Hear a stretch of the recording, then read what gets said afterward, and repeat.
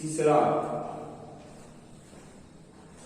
Video online classes प्रारंभ है। पिछले दो वीडियो में आपने देखा कूलाम के नियम को पढ़ा, वैद्युत बल रेखाएं आज हम पढ़ेंगे। तो पहला यूनिट हमारा होगा वैद्युत बल रेखाएं। ये वैद्युत बल रेखाएं क्या है? वैद्युत बल रेखाएं क्या है? तो ये वैद्युत बल रेखाएं हैं क्या? ध्यान से सुने। वैद्युत बल रेखाएं किसी भी वैद्युत क्षेत्र में, कहा वैद्युत क्षेत्र में खींची गई वे काल्पनिक निष्कोण वक्र है। कैसे है? काल्पनिक है, मेरी वैद्युत बल रेखाएं किसी वैद्युत क्षेत्र में खींची गई काल्पनिक निष्कोण वक्र है जिस पर एकांक धन आवेश, यानी काल्पनिक निष्कोण वक्र है जिस पर कोई एकांक धन आवेश गति करता है। और वैद्युत बल रेखा के किसी भी बिंदु, वैद्युत बल रेखा अगर है तो उसके किसी भी बिंदु पर खींची गई जो स्पर्श रेखा होती है वह धन आवेश पर लगने वाले बल की दिशा को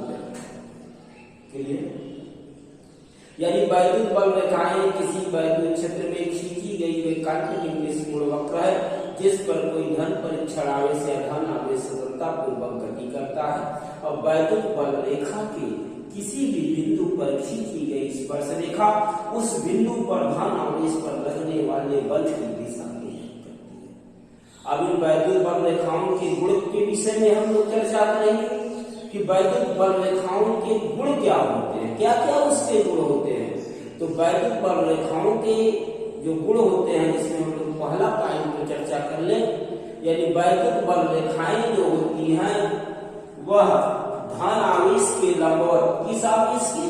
धन आवेश के लंबवत निकल करके ऋण आवेश पर प्रवेश कर लंबवत प्रवेश करती है। अर्थात दूसरे शब्दों में हम कह सकते हैं कि वैद्युत बल रेखाएं जो होती हैं वह खुली वक्र होती है, अर्थात धन आवेश से चल करके लंबवत चलती है, यदि धन आवेश से चल करके ऋण आवेश पर समाप्त होती है। धन आवेश से चल करके ऋण आवेश पर ही समाप्त हो जाती है, पहला। दूसरा पॉइंट, बल रेखा के किसी भी बिंदु पर अगर बल रेखा है उसके किसी भी बिंदु पर अगर हम स्पर्श रेखा खींच दें तो वह स्पर्श रेखा क्या प्रदर्शित करती है, यानी वैद्युत बल रेखा की किसी भी बिंदु पर खींची गई स्पर्श रेखा उस बिंदु पर वैद्युत क्षेत्र की दिशा को व्यक्त करती है। यानी वैद्युत बल रेखा के किसी भी बिंदु पर खींची गई स्पर्श रेखा उस बिंदु पर वैद्युत क्षेत्र की दिशा को व्यक्त करती है। तीसरा गुण वैद्युत बल रेखाओं के, कभी भी दो वैद्युत बल रेखाएं, कितनी वैद्युत बल रेखाएं? दो वैद्युत बल रेखाएं, कभी भी दो वैद्युत बल रेखाएं एक दूसरे को काटती नहीं है। क्यों नहीं काटती है? यदि काटेंगी, नहीं काटती है, क्षण भर के लिए हम कल्पना करें कि नहीं काटती है, अगर काटेंगी तब क्या होगा? यदि काटेंगी तो कटान बिंदु पर दो बल रेखाएं कभी भी एक दूसरे को काटती नहीं है, क्योंकि यदि काटेंगी, यदि क्या करेंगी वो लोग काटेंगी तो उस बिंदु पर वैद्युत क्षेत्र की दो दिशाएं प्रदर्शित होंगी जो कभी भी संभव नहीं। यानी अगर काटेंगी तो कटान बिंदु पर दो स्पर्श रेखाएं खींची जाएगी, अर्थात उस बिंदु पर वैद्युत क्षेत्र की दो दिशाएं प्रदर्शित होंगी जो कभी भी संभव नहीं है।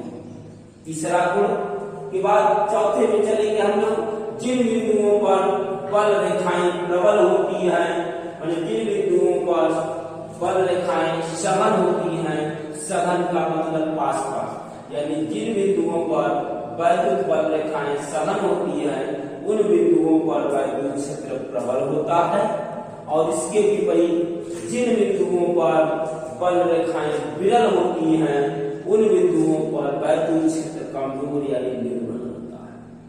अगला, ये वैद्युत बल रेखाएं कभी भी किसी चालक यदि धातु वैद्युत बल रेखाएं किसी चालक से होकर कभी नहीं गुजरती। यही कारण है कि चालक के अंदर वैद्युत क्षेत्र का मान हमेशा शून्य रहता है। क्यों शून्य रहता है? और कोई पूछे कि वैद्युत क्षेत्र के भीतर यानी कि किसी चालक के भीतर वैद्युत क्षेत्र का मान शून्य क्यों रहता है, तो हम यही जवाब देंगे कि वैद्युत बल रेखाएं कभी भी चालक से होकर के नहीं गुजरती। जब चालक से होकर नहीं गुजरेगी तो वैद्युत क्षेत्र का मान निश्चित तौर पर शून्य होगा।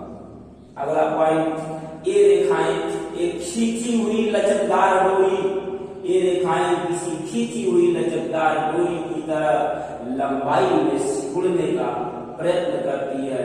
यही कारण है कि विपरीत प्रकार के आवेशों में प्रतिकर्षण होता है। यानी एक लचकदार डोरी की भांति लंबाई में सिकुड़ने का प्रयत्न करती है। यही कारण है कि विपरीत आवेशों में प्रतिकर्षण की बजाय आकर्षण होता है। अगला प्रगुलाश, ये रेखाएं अपनी लंबाई के लंबवत, जो रेखाएं होती है लंबाई के लंबवत दिशा में एक दूसरे से दूर हटने का प्रयत्न करती है। यही कारण है कि समान आवेशों में बाबू प्रतिकर्षण होता है। समान आवेशों में प्रतिकर्षण होता है। इसके बाद अगला हम लोग देखेंगे परीक्षण आवेश की बात होती है बार बार। ये परीक्षण आवेश क्या है? क्योंकि परीक्षण आवेश का यूज हम उन जगहों पे करते हैं, उन बिंदुओं पर इनको रखा जाता है जहां पे हमें वैद्युत क्षेत्र या वैद्युत विभव ज्ञात करनी होती है। तो पहले हमें जान लें कि परीक्षण आवेश क्या होता है और ये हमेशा मान लें ये धनात्मक ही होता है। तो परीक्षण आवेश यानी यह प्राय एक अत्यंत सूक्ष्म, छोटा लेकिन नियत परिमाण का धन आवेश होता है। यानी यह प्राय एक अत्यंत छोटा परंतु नियत परिमाण का धन आवेश होता है। इसे प्लस क्यू नॉट से प्रदर्शित करते हैं। इसका अति अल्प होना यानी इसका मान अति अल्प होना इसलिए आवश्यक है जिससे कि इसका वैद्युत क्षेत्र बहुत ही क्षीण और उपेक्षणीय, बहुत ही क्षीण, इसका वैद्युत क्षेत्र बहुत ही क्षीण, बहुत ही कम, एक तरह से हम कर सकते हैं उपेक्षणीय को। जहां कहीं भी परीक्षण आवेश को रखा जाए, जहां इस परीक्षण आवेश को रखा जाए वहां पर उपस्थित वैद्युत क्षेत्र के मान को अधिक प्रभावित न कर, अधिक वैद्युत क्षेत्र के मान को अधिक प्रभावित न कर पाए, अधिक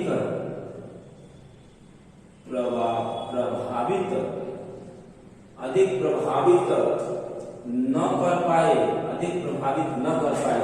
परीक्षण आवेश उस बिंदु पर रखा जाता है जहां पे हमें वैद्युत क्षेत्र या वैद्युत विभव का मान ज्ञात करना होता है। यानी इसे कहाँ रखा जाता है?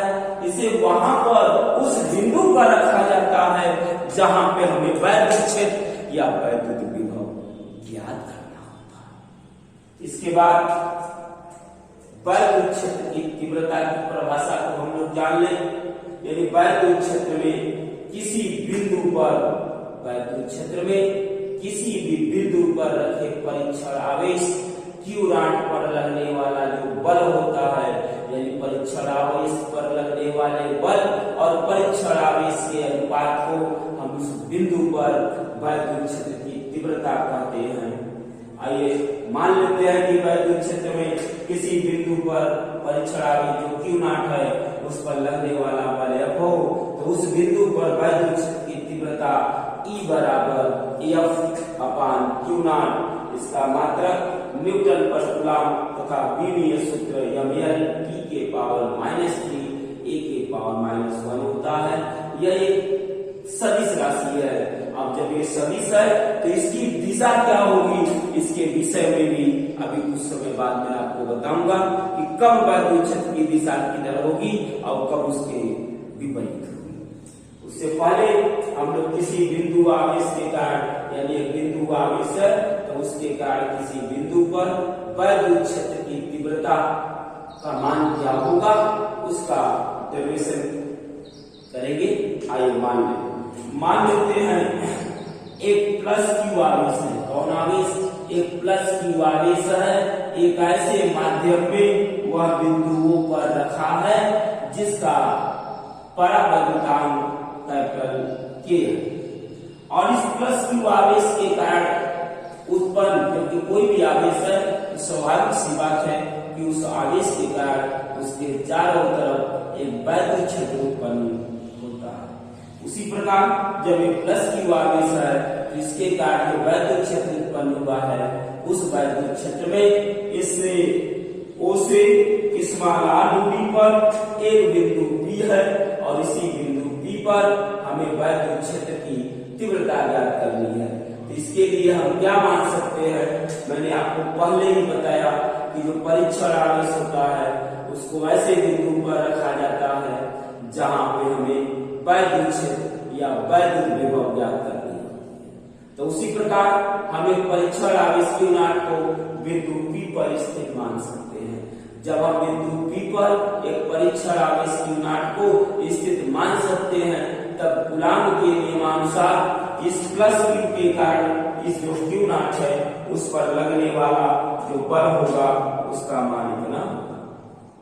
लेकिन परिभाषा के अनुसार किसी भी बिंदु पर वैद्युत क्षेत्र जो होता है परीक्षण आवेश पर लगने वाला बल और परीक्षण आवेश के अनुपात के बराबर होता है। तो जब बल मिल गया तब बिंदु P पर वैद्युत क्षेत्र की तीव्रता E का मान इतना, यहाँ से चलेंगे चालू करेंगे तो E बराबर 1/4 pi epsilon not Q by R square होगा, न्यूटन प्रति कूलॉम। अब इसकी दिशा के लिए यहाँ जो लिखा है वैद्युत क्षेत्र की दिशा की बात करेंगे दोस्तों, तो वैद्युत क्षेत्र की जो दिशा होती है प्लस से दूर, यानी वैद्युत क्षेत्र की दिशा के लिए प्लस से दूर, प्लस से वैद्युत क्षेत्र की दिशा के लिए वैद्युत क्षेत्र की दिशा का निर्धारण, वैद्युत क्षेत्र की दिशा का निर्धारण आप कैसे करोगे इसके विषय में जानना बहुत ही महत्वपूर्ण है। क्योंकि जब तक ये वैद्युत क्षेत्र सदिश राशि है और सदिश राशि है तो उसकी दिशा चाहिए, क्योंकि मैं बार बार बताता हूं कि जब तक आप वेक्टर नहीं जानोगे आपको वेक्टर के चैप्टर के फैक्टर में एक्टर बनना है, तभी आप इसको पढ़ पाओगे। मैंने क्या कहा, वेक्टर के चैप्टर के फैक्टर में एक्टर बनो, कैरेक्टर सुधर जाएगा।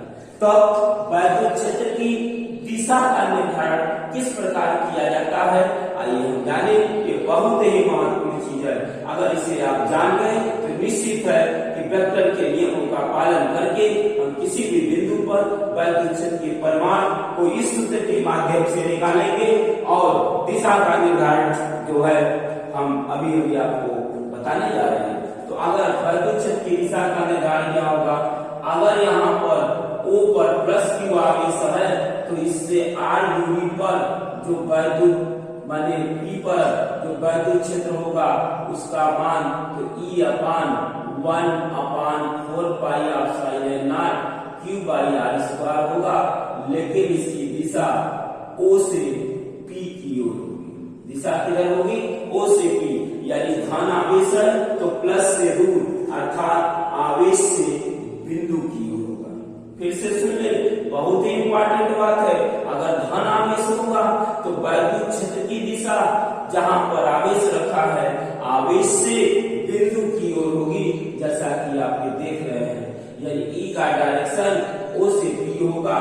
लेकिन यही अगर माइनस Q आवेश ऊपर रखा जाएगा और इससे R दूरी पर जो बिंदु P है वहां E का मान परिमाण तो वही होगा 1/4 pi epsilon not Q by r square होगा, लेकिन दिशा किधर होगी, P से O की ओर।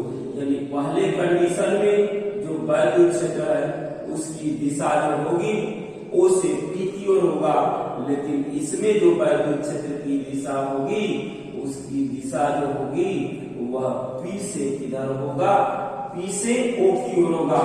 अर्थात इसीलिए मैं कहता हूं प्लस से दूर माइनस की ओर, प्लस से दूर माइनस की ओर।